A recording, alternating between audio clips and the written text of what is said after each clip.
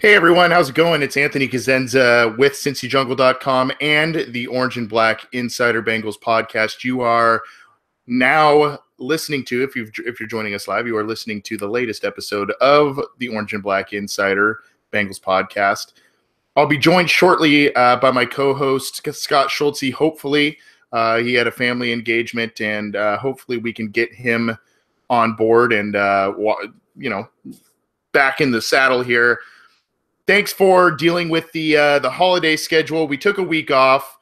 I was a little under the weather personally throughout the holiday weekend, and now Thanksgiving and people are traveling, all that kind of stuff. So we just decided to take a week off, but we had to come back, and we had to come back strong for Steelers Week because that is what's up now.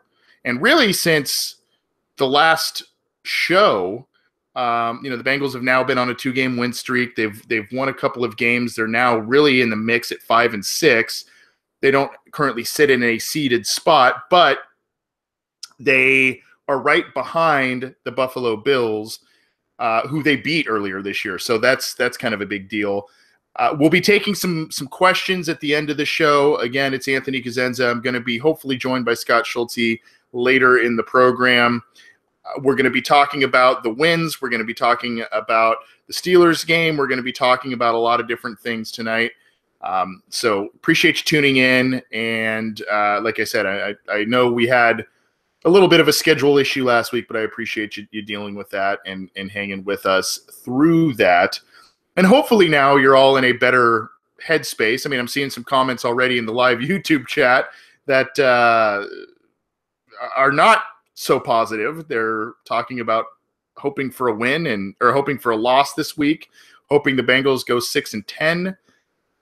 This we'll talk more about it in a little bit, but this start or this 2-game streak, the start to the season, this 2-game streak, this is very, very vintage Marvin Lewis in that this is a type of season that he had early in his career with the Bengals where they maybe didn't start as strong. They kind of got some things going in the middle of the season. Then they made a late push, either missed out at 8-8 on the playoffs or like a season like 2011 where they ended up sneaking into the playoffs due to a bunch of great young players that stepped up big that year and a favorable schedule. But the Bengals have a gigantic game coming up this week, and fortunately and unfortunately, it's on a big-time stage, so we'll talk more about that in a minute.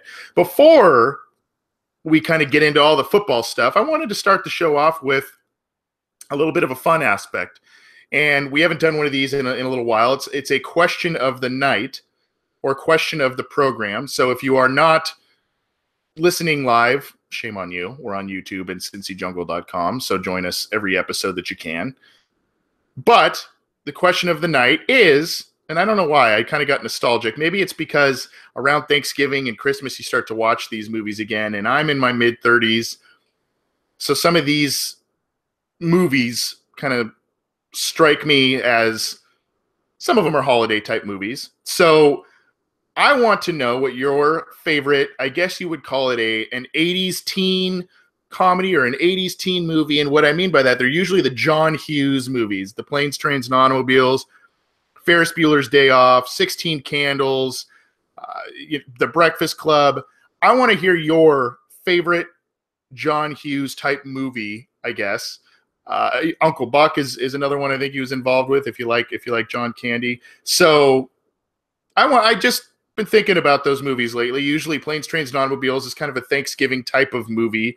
And so if you have a favorite movie, let us know in the YouTube chat. Or if you're listening to this program later on, go ahead and shoot us a comment on our YouTube channel, through iTunes, on our SoundCloud channel, on Cincy Jungle in the comment thread where we post this program. What's your favorite John Hughes type of movie? And if you're too young, shame on you. Go watch those movies because they're pretty timeless, pretty hilarious, and I think you would enjoy those movies. Let's kind of talk about, I guess, as I'm going to comb through your comments on the question of the night. So keep them coming. But What I would like to talk about is obviously this 2-game win streak that the Bengals are on. I I don't know what to make of this because part of me thinks, hey, this is a young team that's hitting its stride. A young, we knew this team had a lot of rookies, even though their top rookie in terms of draft selection it hasn't been playing. He's been a healthy scratch, John Ross, which obviously is a frustration of many Bengals fans. But you saw Joe Mixon have a breakout game last week when he got the lion's share of the carries and the touches. The Bengals kind of did what they needed to do against the Browns in terms of let's just try and control the football, even though they lost the time of possession battle barely by about a minute or so. Let's try and control the football. Let's try and run the football. Let's try and establish that. Lo and behold, the Bengals ran the ball out of shotgun formation quite a bit. Lo and behold, they allowed Joe Mixon to kind of get into a groove with 23 carries and another handful of catches. And what do you know? The kid makes plays. All of a sudden, the offensive line is playing better. And you're inspired by that. Tyler Kroft gets his 5th touchdown catch of the year, having a pretty nice season in relief of Tyler Eifert. Other guys are getting into the action. Tyler Boyd had a couple of nice catches. One was a high effort first down where he dove for the sticks and got it, and the other was, of course, the touchdown. So, not explosive stats, not gigantic plays, but a lot of decent chunk plays that I think a lot of Bengals fans were looking for, and you saw a lot of lanes opened up by the offensive line, particularly against the Browns. You rewind, since we didn't get to cover this game, the Broncos game, wasn't as good up front in terms of offensive line play. The stats were pretty ugly. The Bengals really lost out on terms of total plays, time of possession, all that stuff. Yet they still got after the quarterback, which has been probably their strongest point of the entire season. And I don't want to curse him, but Andy Dalton has not thrown an interception since the first game against the Steelers weeks ago. So all of a sudden, he's not turning the ball over with as much frequency. He has a couple of fumbles lost in that time, but is not throwing the interceptions. He's walked the razor's edge a little bit. We've talked about that on this program, but he's not turning the ball over. The Bengals aren't fumbling the ball away. They're getting after the quarterback, and what do you know? All of a sudden, some of these close games that they lost earlier in the season are now becoming wins. And I guess the question, and I do want to pose it to the live listeners as well, but I guess the question would become, and Michael Myers, I'm already seeing kind of has a thought about it. Are these 2 wins against, teams that are now, I think they're 3-19 combined at this point in time, and the Broncos and the Broncos and the Browns, something to that effect. Is this fool's gold for the Bengals, where we're maybe putting a little bit of stock, and we're getting now a little bit more excitement now that they're 5-6 and not really a sexy record, obviously, at this point in time, but with the weak AFC playoff picture, they are now can be a little bit in control of their own destiny, especially because the 6th seed in front of them is a team they've already beat in the Buffalo Bills, as I mentioned earlier. So I guess this is kind of a weird time for Bengals fans because you want to try and be excited after so many bad things have happened this year, after so many bad losses, bad performances, things like that. It's still not great in terms of the quality of play I think that we're seeing out on the field, because you've seen them lose, like I said, the time of possession battles. They're not forcing turnovers on defense, really. They're getting after the quarterback, and Andy Dalton is keeping the ball safely, but they're not turning the ball. They're not creating turnovers either. So I guess you look at it and you say, okay, is this a team starting to find its groove at an important time of the year? Or is this strictly a product of two bad teams that they're playing right now, and they're playing a brand of football that is only sustainable against teams like the Broncos and the Browns. And that's the question right now, especially as the Bengals now head into this game against the Steelers. And it's obviously a big test. It's a big litmus test to show where this Bengals team is. But it's also a big test to obviously see if they can get into the postseason and see if they can, if they can get into this game. If they can win this game, it would be interesting to see how they finish out the rest of the season, because really they have the Bears, the Lions, the Vikings, and the Ravens. So all of those teams, with the exception of the Bears, currently have a winning record. You would think that the Bengals need to basically go, with one loss the rest of the way to. And pardon me, I'm still battling a cold there. Didn't mean to clear the throat on the air, but still got a little bit of an itchy throat. You have to believe that one loss is about all they can afford, which would put them at best a 9-7 record. And that loss cannot come at the hands of the Steelers or the Ravens if they want to make the playoffs. I would think it would have to be one of those NFC North teams they still have yet to face. But for now, the Bengals are 5-6. They're on a 2-game win streak. Feelings are a little bit better. I'm I'm seeing stuff. Michael Myers, we have the time need earlier in the show by actually before we took the air with Bass Hunter and John McIntosh. So I just think that this game coming up here is a giant test, and it will probably determine what Marvin Lewis's fate will be after this season. Because I think if the Bengals then fall to 5-7, then who knows if the team packs it in. Who knows if we're overrating the team after this 2-win streak that they're on. We'll see what they do. But if you had told me when this team was 0-3 that the Bengals would go 5-3 since and be in the playoff picture at this point in the season, I think we'd all be a little bit surprised. Now, how legitimate of their being in the hunt, quote unquote, is at this point, you can debate that. But I think at this point, most people would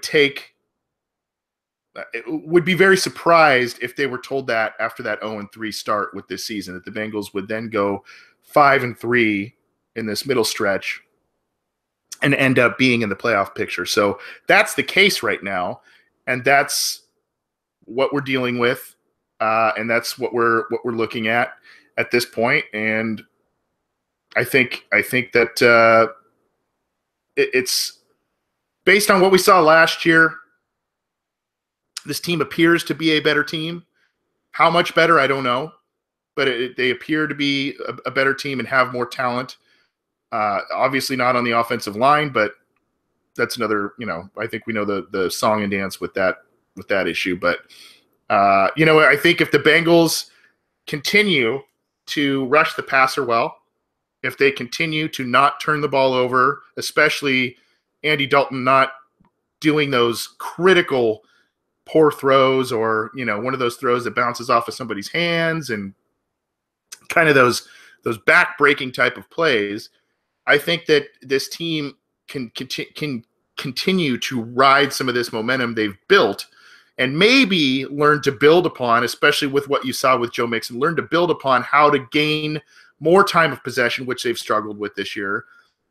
And in that regard, if they're able to run the ball with Joe Mixon, find a semblance of balance so that they're not so predictable on offense, and get themselves in 3rd and long, 2nd and long situations, which has been another plague of them this year. And I think once you kind of start to get those things coming together, you might see a vastly improved Bengals team, but it still might not happen in 2017. We'll see. This is the Orange and Black Insider Bengals podcast. I'm Anthony Cosenza. I'm hoping to be joined by my usual co-host, Scott Schultze, in just a little bit. We're talking about the Bengals' wins against the Browns and the Broncos. They're on a 2-game win streak. What do you think? Is it fool's gold? Is this simply a product of the Bengals playing 2 poor teams and just getting by?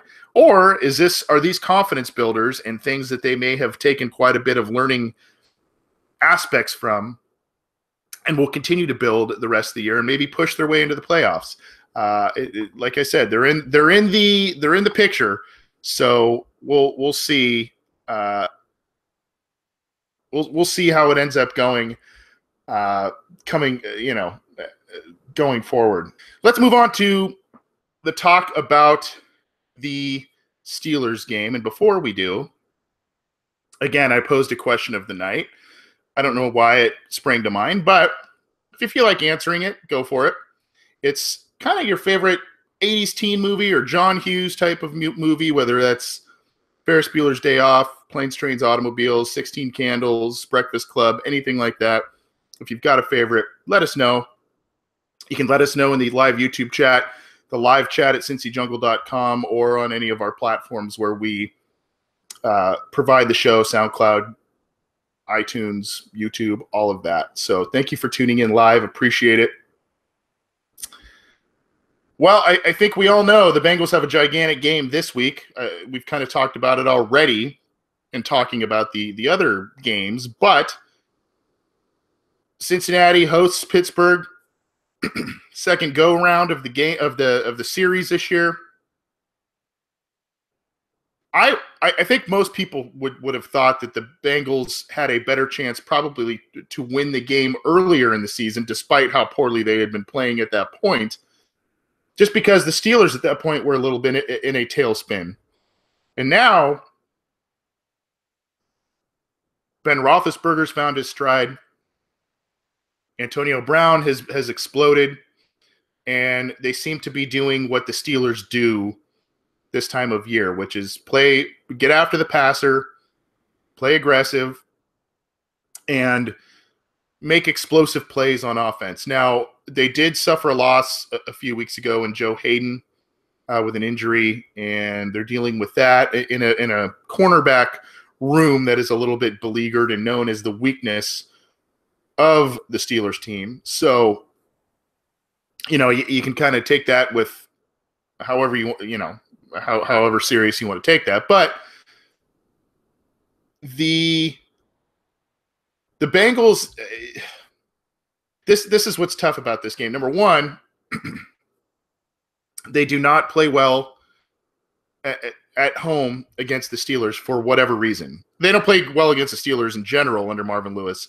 So let's just kind of throw that disclaimer out there. But they do not play well at home in particular under Marvin Lewis. I think Marvin Lewis has 7 wins total against the Steelers, and I think about 5 of them have been in Pittsburgh.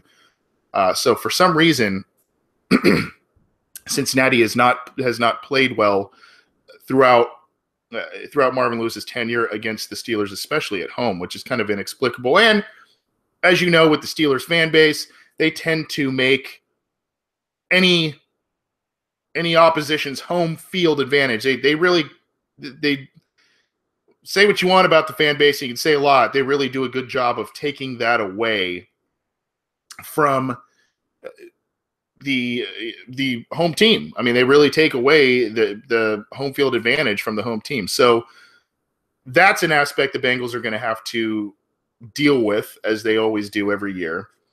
And then, of course, there's the primetime issue where the Bengals under Marvin Lewis simply do not play well on the primetime stage. I've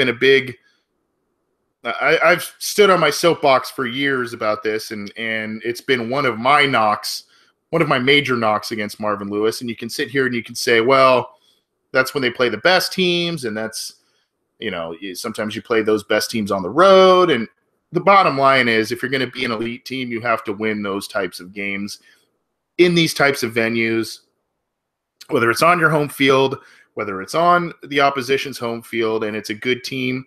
Because if you can't do it in the regular season, you sure as hell aren't going to do it in the postseason. So these are the types of games that you need to win. And with the Bengals, as I mentioned, at 5-6, facing a division foe that they already lost to once this season, you have to win this game if you are going to make a serious bid for the postseason. And some people I already saw early in the show, they're not going to win, and there's no way they're going to win, and all of that kind of stuff.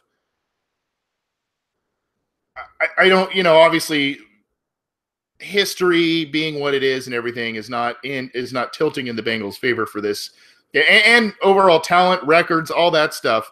The Bengals are and should be an underdog in this game. I guess my question, and obviously it doesn't mathematically they would not be in the playoffs, but I guess my question is, if they win this game, this is to me. I mean, you can look at the Vikings, who are playing very, very good football. The Lions have kind of been up and down, but they're a decent team. You've got the Ravens, who shut out the Bengals in Week 1 this year. That's going to be a tough game.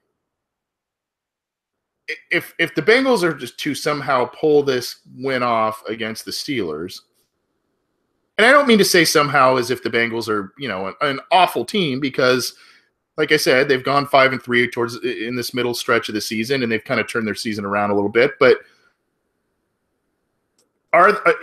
is it just, hey, if you beat the Steelers, they're going to go on a tear and they're going to get in, they'll be a 9-win, 10-win team. They may win out, whatever, and they're in the playoffs because that's the toughest game, and that's kind of the barometer of kind of showing where this team is at currently? Or is it simply a win, whether it's luck, or maybe they spend so much emotion and so much time preparing for this game that they end up being spent for the rest of the season, and they don't end up playing well? I don't know the answer to that. I don't think anybody definitively does, but I think that obviously, if the Bengals were to get to 6-6 with a win against the Steelers, who are, I mean, at this point they're known as a top 2 team in the AFC, and maybe a top 3 or 4 team in the entire NFL, I think you would have to argue that the Bengals have a pretty good chance. Then you would be confident that they would end up beating many of the rest of the teams on the schedule. To me, the Ravens are far less scary than the Steelers are. Minnesota is very good, but there's some familiarity there between Mike Zimmer and Marvin Lewis. Who knows how that plays out? Detroit is way too hot and cold for me to really buy into them, and Chicago's a mess. So, I don't know. I think that if they win this game, I think that locker room will be injected with quite a bit of confidence in order to move forward through the rest of the season, end up playing well, and maybe sneaking into the playoffs. There are a couple of other teams that are doing the same thing right now after a poor start, and this one's for Lucas Leonard, who is in the chat room, and not so much for Christopher Todd, who is also in the chat room. But after a poor start, the Chargers are also in the mix with a similar record to the Bengals. They've turned their season around. Who knows what they're going to do the rest of the year, because they also tend to catch fire towards the end of the year. That's seems to be the MO of that team. There are other teams that are, floating out there. Who knows who the Bills are at this point? It's really, I think we can all agree at this point the division is no longer in the hands of the Bengals. I think what they're looking for is a possible wild card. And it's interesting to me to see what some of the comments were already tonight from some Bengals fans that were saying, let's hope for 6-10. And I don't know what you hope for, because I think a week ago, even after the Broncos win, you're kind of going, well, I mean, yeah, they got the Browns next week, should be a win, and whatever. But you're still disenchanted by Marvin Lewis. This team hasn't showed you enough to be a viable playoff candidate. But all of a sudden now I don't know. There's so many mixed emotions with this team right now. It's hard to say where everybody's at. I will say this. Tyler Boyd, the receiver for the Bengals, was recently interviewed. I believe it was on Wednesday. And obviously talking about the rivalry with Pittsburgh, and it's courtesy of Jeremy Rauch of Fox 19 in Cincinnati. But if you remember, Tyler Boyd he's a Pittsburgh kid, went to University of Pittsburgh, and the Bengals draft him in the second round of last season. And he says each team is going to play, quote unquote, each team is going to play dirty because of guys getting cheap shotted. Everyone's going to want to get their get backs. So this is really interesting to me. A really interesting comment, because obviously you hear things about Marvin Lewis, preaching professionalism, and yeah, there's some mouthy guys on the Bengals, but nothing like Chad, the era with Chad and Bushman-Zada and Chris Henry. And this is kind of an interesting statement. There's other stuff that we heard earlier this week between Le'Veon Bell and Joe Mixon, and it seems like childish behavior to me. This is going to be a chippy game, a very chippy game, and really, I every time this game comes around, I always say it. It's whoever can out-muscle the other, out-physical the other team, whoever makes the fewest mistakes, obviously, and whoever can keep their cool the most. And unfortunately, those things have not played in the Bengals' corner. I think most, and Michael Myers said it earlier, talking about talent in the YouTube chat. I think most coaches, most teams, all of that recognize the amount of talent the Bengals have on their roster. Even though they've lost some guys the past couple of off seasons, they still have talent at a lot of different spots. It's execution, it's discipline, it's things like that obviously plague this team. And when you play a team like the Steelers, who not only are aggressive, not only play after the whistle, but know how to get in your head in terms of talking to you or whatever it is they do, that's something that the Bengals they have to be able to play within themselves, and they can't do the stuff that happened in the wild card game a couple of years ago. They can't have Vontaze Burfict go ballistic. They wanted to play physical. They wanted to play well, but they can't afford penalties against an offense like the Steelers. They can't afford an ejection. They can't afford fights. They can't afford any of that stuff. And I think, we've seen in this rivalry, we've seen that happen. So I think, yeah, you want to play with your chip on your shoulder. Yeah, you want to play physical. I don't want to say you want to play dirty, but you got to get yours a little bit, because you're going to get it from the Steelers. And I thought that was a very interesting comment by Tyler Boyd. Something tells me that the Bengals might sneak out a win this week. Maybe that's just the heart talking, because the head's telling me no way. Not that I think they'll get blown out, but it's just a team and a venue, the Steelers, Monday Night Football, that the Bengals can consistently struggle in under Marvin Lewis. And, I'd like to think that they can get past that, but there's too much history playing against them. So I don't know I don't know how we're going to feel Tuesday morning, I guess is what I'm saying at this point. But I think for a variety of reasons, it'll be an entertaining game. And given their record and their 2-game win streak, at least the Bengals have brought back interest in this game by winning a few games and making this kind of a fun AFC North game on Monday Night Football. I'm sure ESPN is thrilled that the Bengals have won a couple of games and made this a more competitive looking contest, at least on paper. And obviously, even if you're a casual NFL fan, you know how crazy this rivalry can get, and what's happened between these two teams over the years, even though the Steelers have dominated in the win-loss column. This is the Orange and Black Insider Bengals podcast. I'm Anthony Cosenza. I thought I'd be joined by my co-host Scott Schultze tonight, but I'm going solo again tonight. Apologize, you've only got my ugly mug to look at, but and my scratchy voice to listen to. Thanks to this cold I'm getting over. But I appreciate you tuning in live. Appreciate you downloading this program. If you are able to tune in live, I know our schedule's been a little wacky over the past few weeks, but usually it's Wednesday nights at 8:30 p.m. Eastern. We're on YouTube on our channel there. We're on cincyjungle.com, so you can check us out there. If you aren't able to join us live, you can check us out. Our content's on Cincy Jungle. We're on iTunes. We're on SoundCloud for audio files.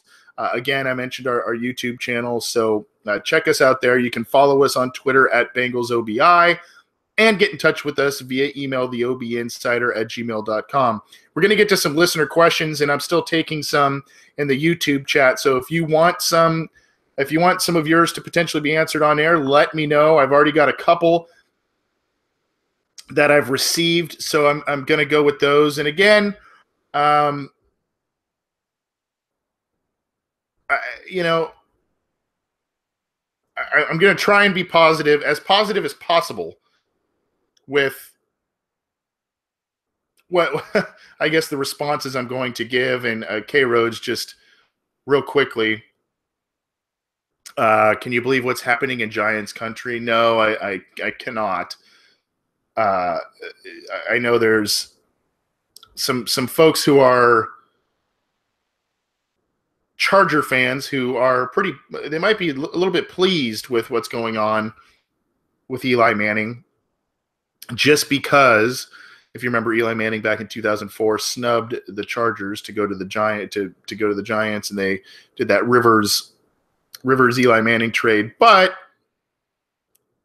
I mean, even so, Eli Manning seems like a decent guy, comes from a decent family. I know the Mannings can rub people the wrong way a little bit because of their aw shucks demeanor and how much of it is an act and all of that. But I cannot believe that. Not that this is a Giants podcast. I don't want to spend a ton of time on it. But I do think the Giants owed Eli Manning better than that. I think Ben McAdoo is completely lost that team. And if you saw an interview with Eli Manning after essentially he was, from what I understand, he was told he was going to split the game to start, and then they were going to go to Geno Smith in the second half, which is like weird. That's like small college football type of maneuvering and coaching. I don't know if I've ever heard of that in the NFL really, but there was that. And then Eli basically said, look, just let Geno Smith play the whole game. It's, whatever. But in the interview you saw with him, he was pretty broken up, and you could tell, he's done a lot for that team, and, kind of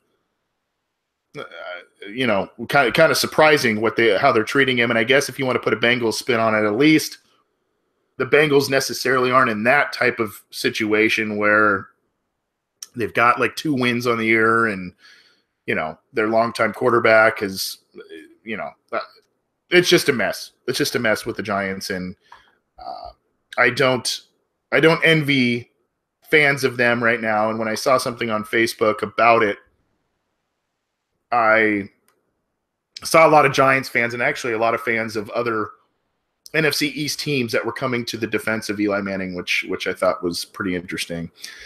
Anyway, got a question from Facebook, and I believe it's from our good friend Chris Berry. And I think Chris left this when we did the Facebook Live after last week's win against the Browns. I could be wrong, but Hey, Anthony, I have a question for Bengals OBI. Sorry, I couldn't figure out how to send an email on Twitter. I'm a longtime listener for about 3 years now. Well, that's probably spanning a couple of different shows if it's 3 years now, but that's fine.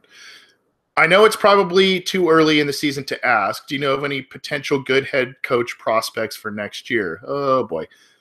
What type of coach would you like to have, offensive-minded or defensive-minded? Would you like to have a player's type of coach, a young coach with little coaching experience?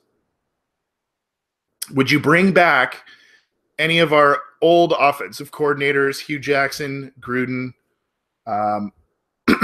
I'm asking because it seems like Marvin has lost control of his locker room and does not believe in his play calling and decision making. And by the way, that was for you there, Chris, because I know how much you love those, buddy. I think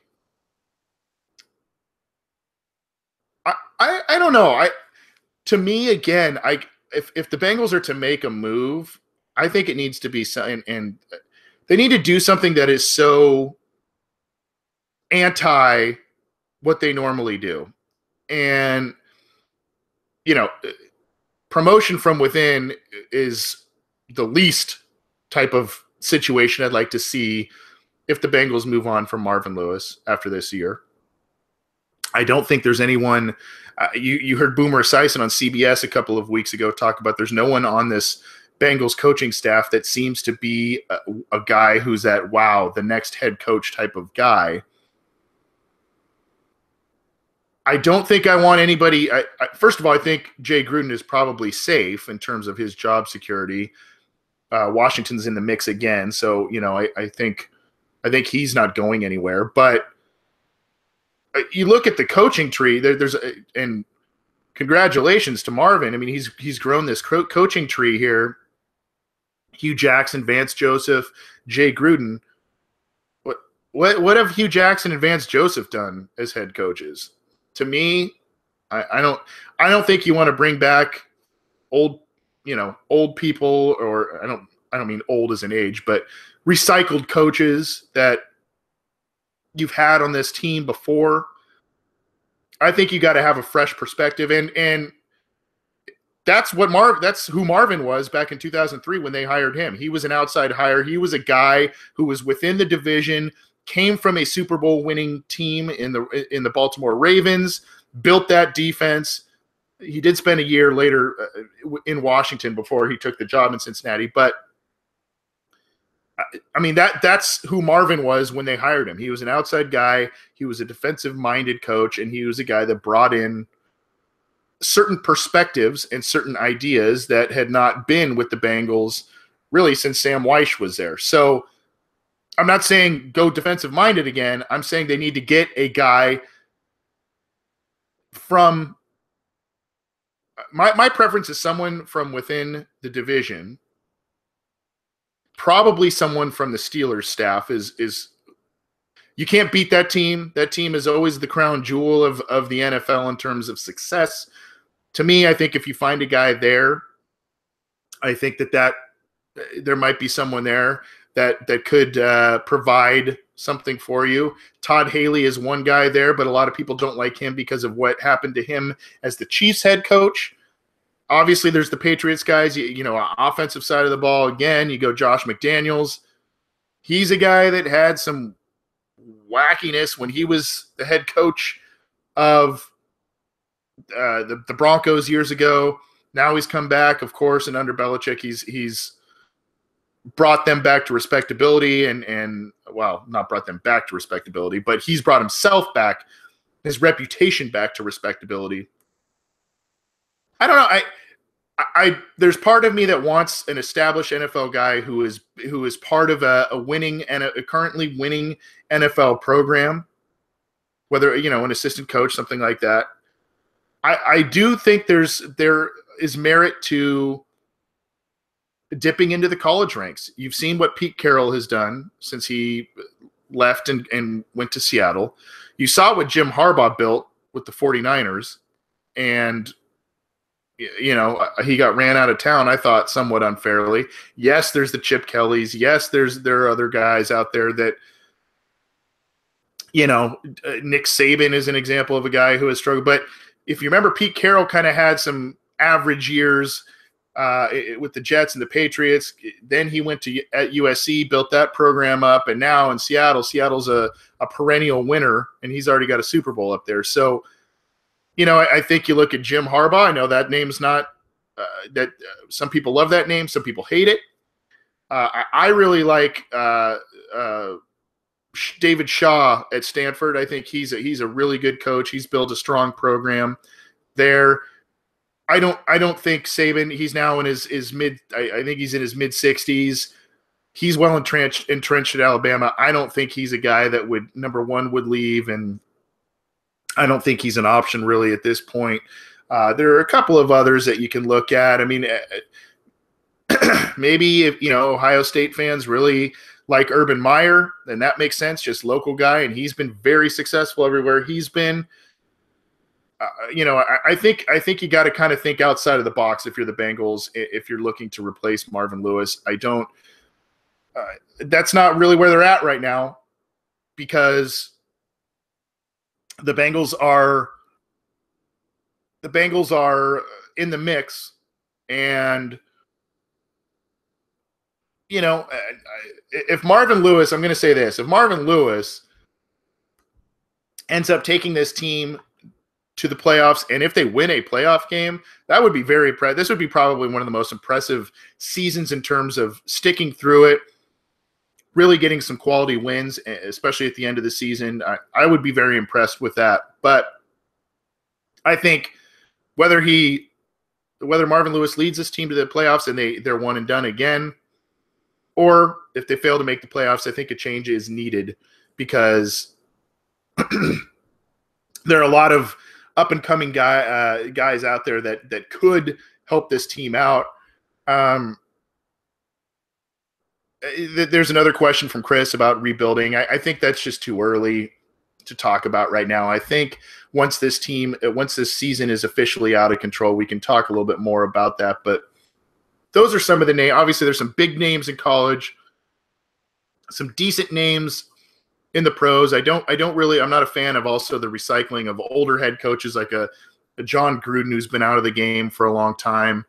There are other coaches out there that just don't make sense to me. But I'd like a younger guy, a fiery guy. You've seen what the Rams did under Sean McVay, their new head coach, and how they're responding, and how he came in, brought a ton of energy, and has kind of forced the hand of ownership, saying, hey, you got this young quarterback you heavily invested in. Let's get him some offensive linemen. Let's get him some weapons. And let's spend the money.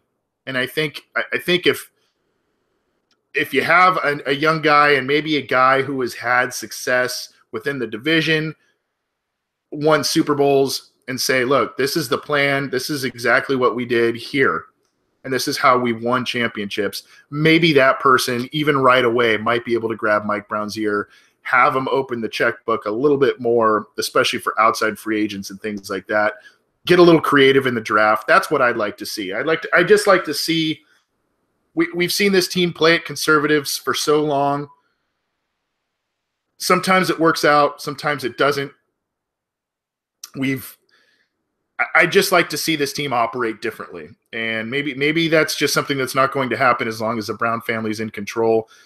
They've done some things differently with Marvin Lewis at the helm, but I just, with a new coach and maybe an entirely new staff, maybe there's a collection of voices that could grab Mike Brown's ears and make a change. But like I said, Steelers game first, other games to finish the year out first, and then we'll figure out, I think, we'll talk a little bit more about head coaching candidates to replace Marvin Lewis as the year goes on. We got another question on Twitter. Again, we're at Bengals OBI, so go ahead and give us a follow there. This question is from Bengals Enthusiast at Bengals_guy. And he's talking about Carl Lawson. And Carl Lawson is having an amazing season for a guy that's basically playing backup reps. He's getting more now that the year is going on, but it seems, I don't know about you guys, but it seems to me that.